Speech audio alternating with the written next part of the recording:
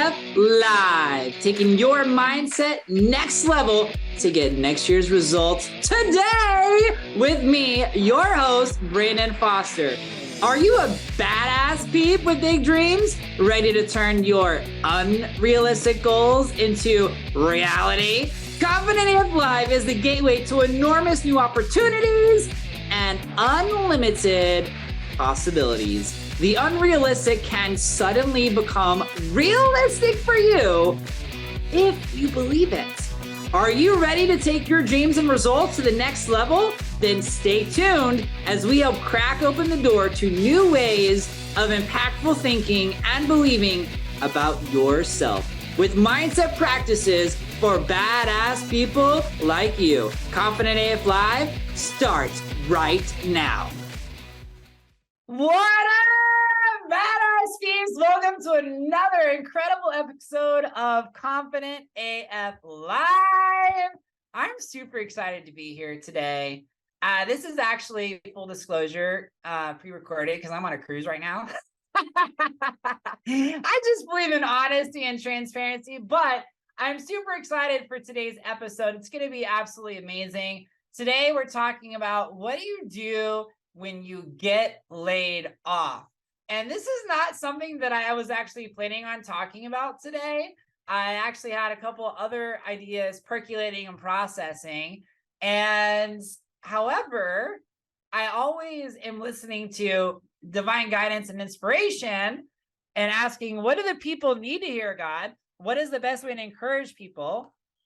And someone that I love and adore indirectly, because they are the significant other of somebody else that I know, was recently laid off.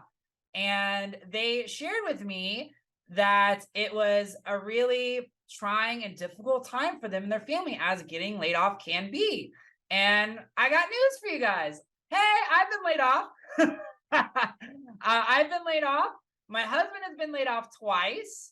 And so I thought it would be really amazing for anyone that is who maybe has been laid off or is helping someone who's been laid off, what's the mindset? What is the next level mindset? How do you stay in faith? How can you move through this difficult time, this transition period, and not let it steal your joy, not let it steal your happiness, and continue on with your transition, right? And I remember growing up in a faith-based community, and like the idea was like God closes one door and he opens another, which I totally believe. But also it's like, hey God, can we hurry up and open up that other door? Like why does it have to take so long, God? Like hurry up, let's go. Where's my fast pass for this? Can I scan in 5 minutes early so I can open up that door? Like seriously, because getting laid off is no fun. Especially when, and the funny thing is the first time my husband and I got exact time.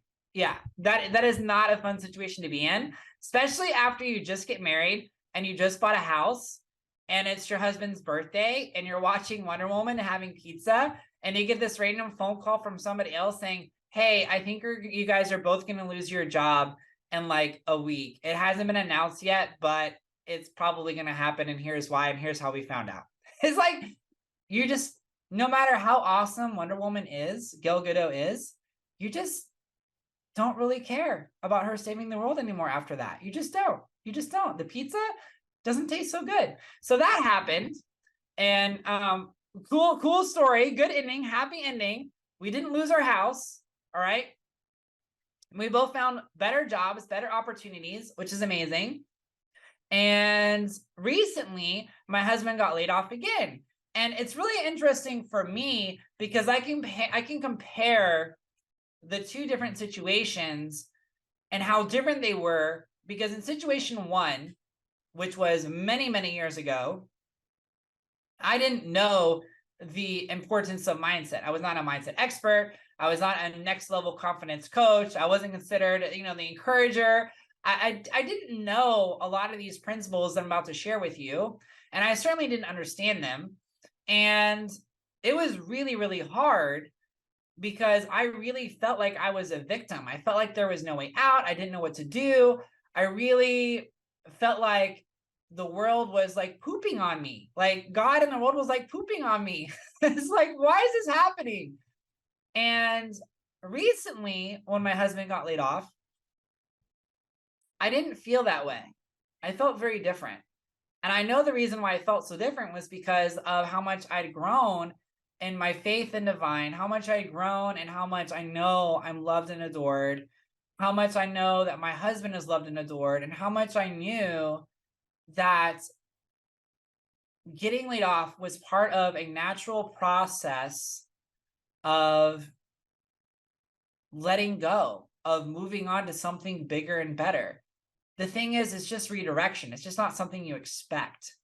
And looking back on like my husband for this most recent time, the company that he was with, if he hadn't been laid off, he probably would have been a lifer. And one of the things about staying with the company for a really long time is you can miss other opportunities and growth that you could experience in other places because you become comfortable. You become complacent. And when you're comfortable and complacent, you're not growing. And if you're not growing, you're dying. I mean, look at all the trees, all the things outside and outdoors. They're either growing or dying. There is no in between. So sometimes I feel that being laid off is a redirection, or as my sister, who sent me a really funny meme the other day, she said, when life sends you something you don't expect, just yell plot twist and move on. So plot twist, okay? And that kind of minimizes a little bit, which I talked about in episode 1, you're doing way better than you think. When you face a challenge or problem, we can really make it seem way bigger. And if we can minimize it, it can make it smaller, and it can allow us to shift into more faith that we're going to be okay, and it's going to be fixed. So what I have for you all today, now that I've told you my whole life story almost, is 7 things to remember mindset wise, to tell yourself to do when you or someone you love is getting laid off. And I have to say, sometimes the people that you love are not able to hear the truth. They're not able to hear the encouragement through love, but that's okay. And this is for those who are ready to hear, for those who do want some encouragement. And we'll start with number 1. God, universe never sets you up for failure, ever. Okay. And it feels like it, right? When you're getting laid off, it's like, oh my gosh, like, God, I got bills to pay. I got mouths to feed. I got a car payment. And I just decided to invest more money in my business that I'm pursuing. And now, like, my husband lost his job because that's what I was doing. Like, I was like, cool, like my businesses are doing better. And then it's like, God, really? Like, husband is getting laid off? Like, now his businesses have to do even better, right? Because I don't want pressure on him. The funny thing about that is secretly, I really wanted to pay all of our bills just because I knew it would build my own confidence that I could do it. And that's exactly what happened. So it was a blessing in disguise in that regard. But God, universe never sets you up for failure. So ask to see, the first thing is knowing that God did not set you up for failure, that this layoff, this unexpected transitional phase is not because you're not loved and you're not adored and your best days are over and your future is catastrophic. That is not the reason why this is happening. You have to anchor into that this is happening so that you are redirected to the perfect new opportunity for you, an opportunity that you probably would not have seen, you would have passed up if you had still been at that job. And that's my first thing I want to tell you. The second thing I want to tell you is, well, this isn't listed, but you don't have to go with the first people that offer you a job. And this goes with the whole, like, the girl or guy who really wants the prom dates, and so the person asks them out and they really don't want to go with them because they know they're not really the best quality, or not what their heart is telling them is the really best match, but they're like, whatever, I guess it's better to go with them than to not have a date at all. And then you have a miserable time. You have a miserable time. Well, you can do the same thing with a job. And so don't settle for a job just because you're so worried and fearful that there's not a better job for you. You are so loved, you're so adored. Why would God not have anything less than the best for you? My husband recently, when he got laid off, decided to go to the first person that asked him out, that gave him a job. It was not the best work environment. It was a toxic work culture, and he was miserable. Great money, miserable, and he ended up quitting. So laid off, quit, looking for a job. So that's 1B, okay? But here is, and this ties into number 2, is you got to know your worth. Know your worth. It's a worthiness issue, that you are worth it. You are loved and adored by your creator, that you are so loved and so adored by your creator that the talents, the capabilities, the tools that you have inside of you is the perfect blessing for another company. Your uniqueness is a blessing for the company. The friend that I was talking about, they said this job market is horrible. All these companies are laying off all these people, and nobody else has all these people that are laid off have tons more experience than he does, and he was a baby when these people graduated college. Like, all these lies, limiting ideas entertained, as Jim Quick says, or BS stories.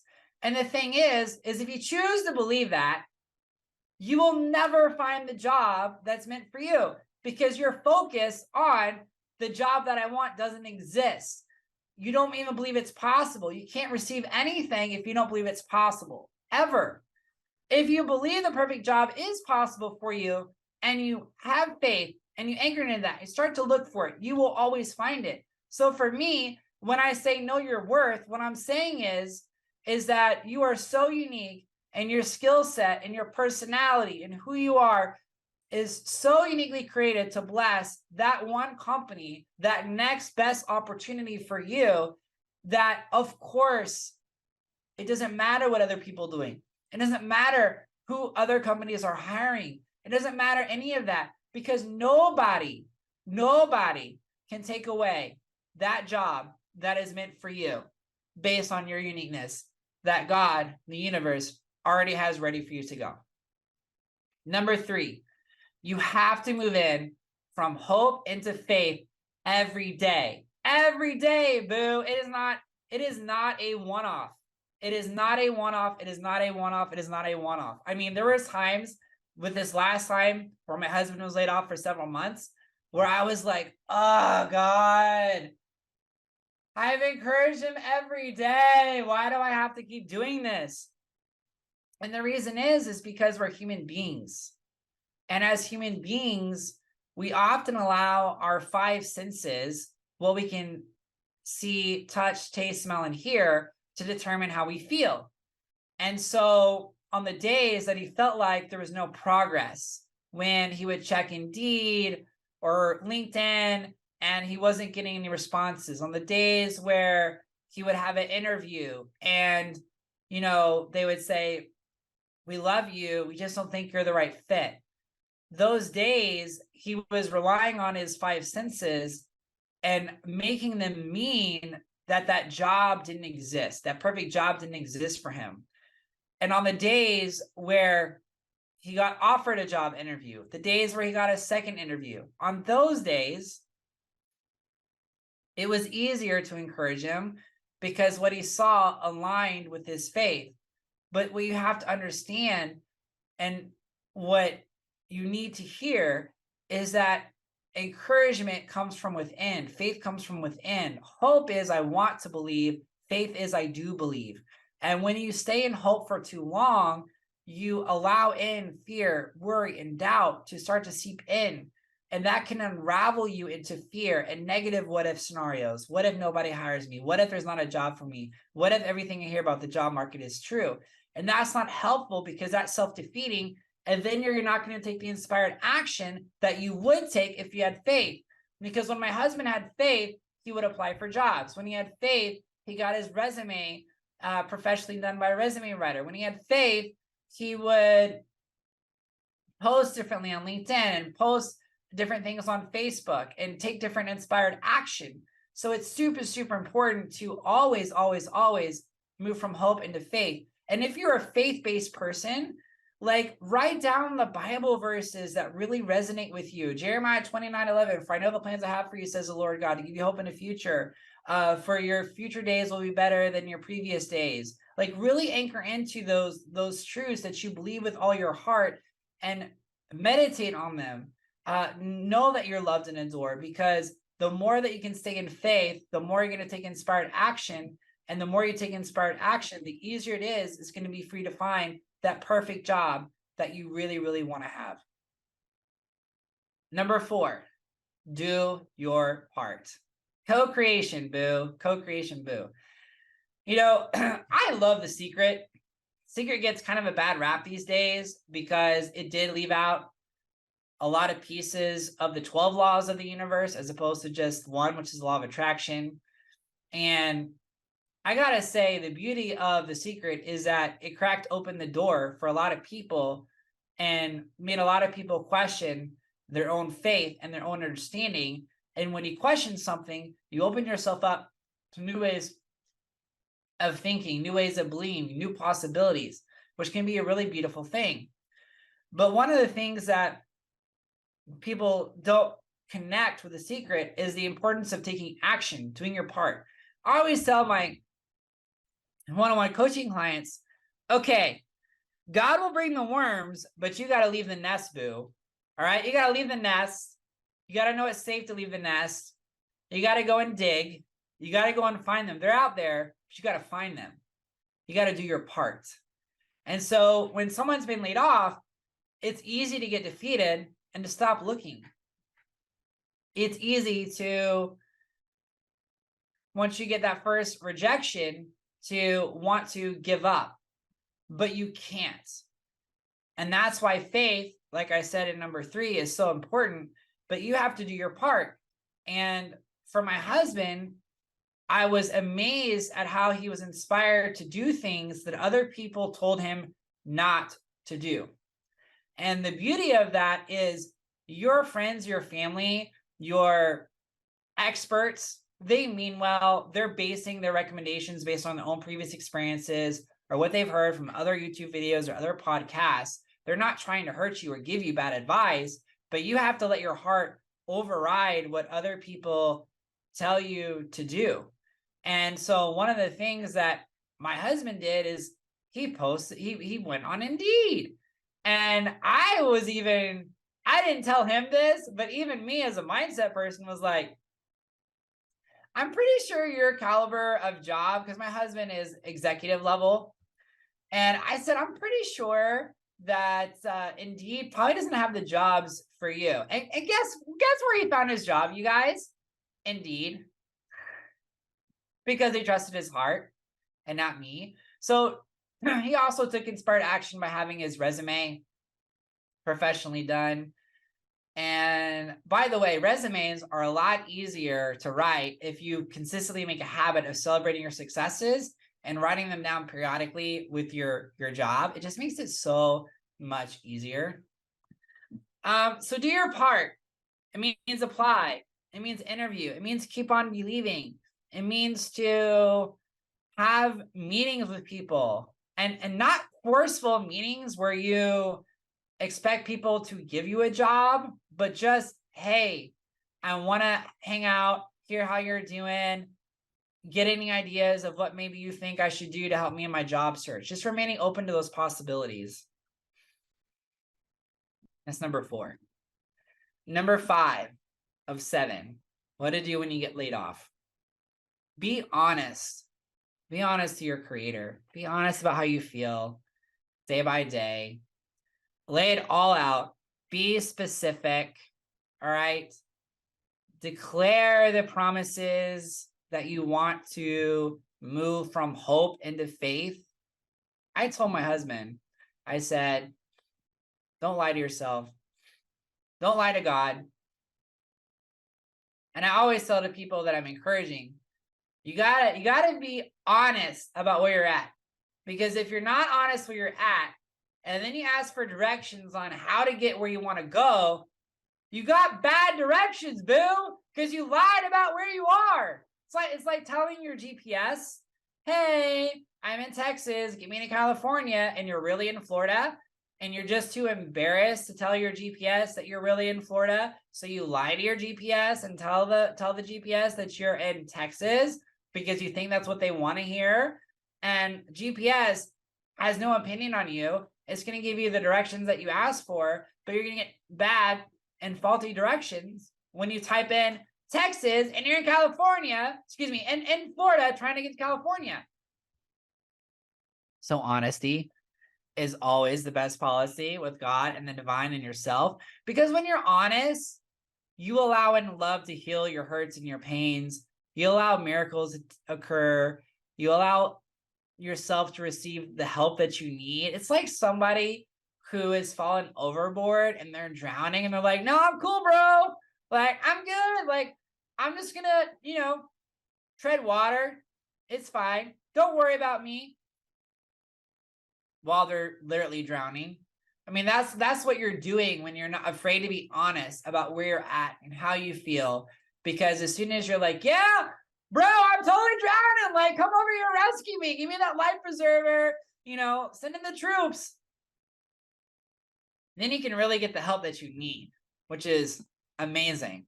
Amazing. Amazing. So make sure you're being honest. Number 6. Don't believe anybody else's BS. And this is when I really would like to cuss. But I know that this message will get out to more people if I don't. But don't believe everybody else's BS stories, okay? Let me tell you the BS stories that my husband was told as he got laid off. And these were from friends. These were from family. These were for people that we really love and adore. And they were just fear-based thinking. So don't get mad. Don't judge people when they tell you these things. They're saying these things because they want to see you be helpful and successful. Only know in your heart what the best thing is for you to do. But this is what they told my husband. Take a $45,000, $30,000 pay cut. Nobody's going to pay you what you were making at your previous company.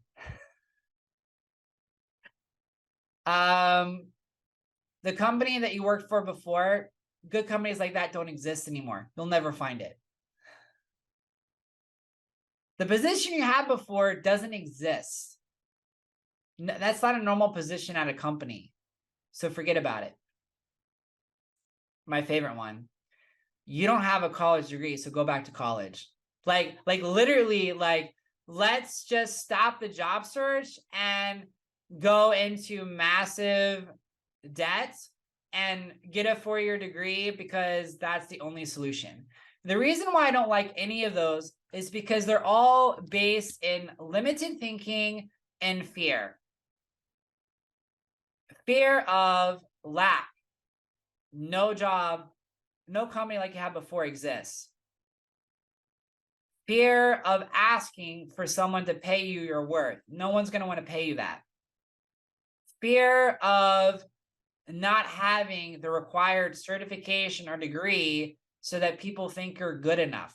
Go back to college.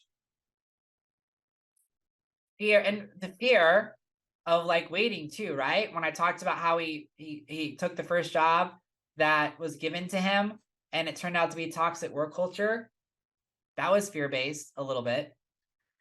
Because it wasn't in his heart. It wasn't in his heart. He just didn't want to be lazy, right? Didn't want to put so much pressure on God, on the universe to, he settled. And he settled because he felt like, well, why would God give me something better? Which is not healthy. So let me tell you what happened. not only did my husband get the equivalent job pay, but they created a brand new position for him. He went in for an interview for a different job, and they brought him back in and said, "We love you so much. We don't love you for this job. We're going to create a different job for you." And the company, turns out, the culture and the work environment is very similar to his previous company. And they didn't care that he didn't have a college degree. They didn't care. They didn't care. Now, I had my own limiting belief that I was a little bit nervous about, and I didn't tell him until after he got his job. And what I was nervous about was that, not that he needed a college degree to find a job, I was worried about the algorithms about where you apply for jobs, screening his resume and seeing that it doesn't have a college degree, that he wouldn't even make it to an actual human being. That's what I was scared and worried about. But it didn't matter, because he applied on Indeed and he put in his resume. It didn't have a college degree on it, and he still made it through. So it doesn't matter. And the point in all of this is that God in the universe is way bigger than what other people say. God in the universe is way bigger than what other people say. That is the point of what I am saying to you right now. And so whatever you have in your heart during this crazy situation, whatever crazy idea pops into your head, a phone call to make, a place to apply, a person to have lunch with, do it. Do it, do it, do it. And don't listen to any story that says you're not worthy, you're not lovable, there's not something better out for you, there's not something perfect out there for you. Now, it could be that you've been wanting to go back to college. It could be that you wanted to do a career change, and maybe this is a perfect time to do that. That's good too. All I'm saying is don't believe the naysayers, because they don't know what's in your heart. And God doesn't set you up for failure at all. All right. Number 7, or number 1, whichever one you look at it. What do you do once you've been laid off? Now what? Be patient. Be patient.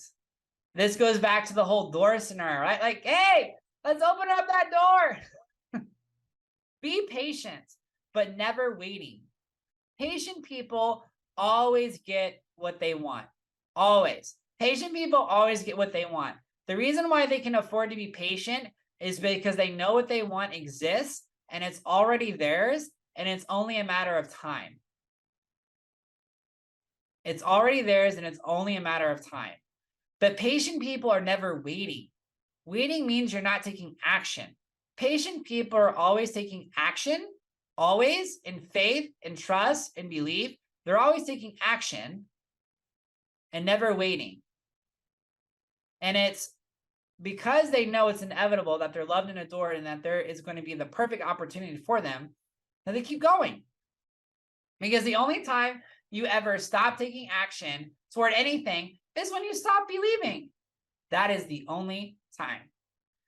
So I have so much left for all of you all today. I really hope that the person that I had in mind while I said this, I hope they listen to this, first of all. But for all of you who are listening, thank you for watching show number 2. Save this, share this with somebody who has recently been laid off, or is worried about being laid off, or it might happen in their company, or maybe if you've been laid off, share this. Let's bring some light, some encouragement, some joy to those people. Let them know they are loved and they are adored, and it is all going to be okay. I love you guys. Thank you guys so much for watching for episode 2. I will see you next week for episode 3. See ya. You have been listening to Confident AF Live, taking your mindset next level to get next year's results today, with host Brandon Foster on TransformationTalkRadio.com.